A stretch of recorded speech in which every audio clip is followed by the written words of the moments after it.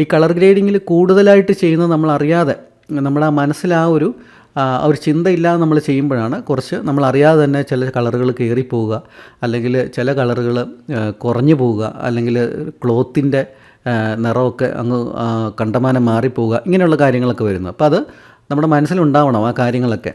ഇവർ ഇട്ടിരിക്കുന്ന കോസ്റ്റ്യൂമിൻ്റെ കളർ ഒരിക്കലും ചേഞ്ച് ആവാൻ പാടില്ല.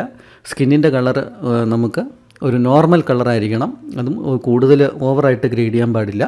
ഗ്രീനറി ഉണ്ടെന്നുണ്ടെങ്കിൽ അതും ഒരു നാച്ചുറൽ ലുക്കിൽ നമ്മൾ ഗ്രേഡ് ചെയ്യാനായിട്ട് ശ്രമിക്കുക. അപ്പോൾ ആ ഒരു ബ്ലൂവിൻ്റെ ഹ്യൂ ഒന്ന് കുറച്ച് കൊടുക്കുക. അപ്പോൾ തന്നെ അവിടെ ഒരു പിങ്ക് കളറ് സ്കിന്നിലേക്ക് കയറും.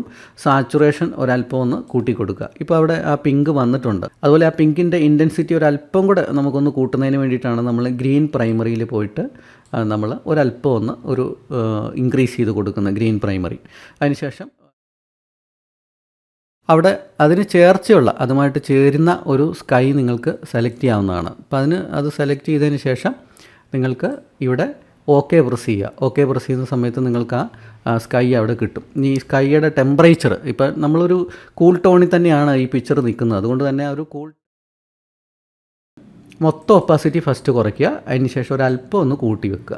ഇത് മതി. ഈ ഒരു ഒപ്പാസിറ്റി ആയിരിക്കണം ഇതിന് വേണ്ടത്. ഇത് കൂടുതലൊരു ഒപ്പാസിറ്റി നമ്മൾ കൊടുത്തു കഴിഞ്ഞാൽ അതിൻ്റെ ആ നാച്ചുറൽ ലുക്ക് പോവും. അപ്പോൾ ഈ ഒരു ഫോട്ടോയ്ക്ക് വേണ്ട ആ വെളിച്ചവും ആ ഒരു ഒപ്പാസിറ്റിയും, അതായത് ഇതിൻ്റെ ഒരു വെളിച്ചവും ബാക്ക്ഗ്രൗണ്ടിലുള്ള ആ ഒരു സ്കൈയുടെ ഒപ്പാസിറ്റിയും ഇതാണ് അതിനുമായിട്ട് മാച്ച് ചെയ്യുന്നത്. അപ്പോൾ അതുകൊണ്ട് തന്നെ ആ ഒരു ഒപ്പാസിറ്റിയിൽ അതിനെ നിർത്തുന്നതിനായിട്ട് നിങ്ങൾ ശ്രദ്ധിക്കുക. അപ്പോൾ നമ്മൾ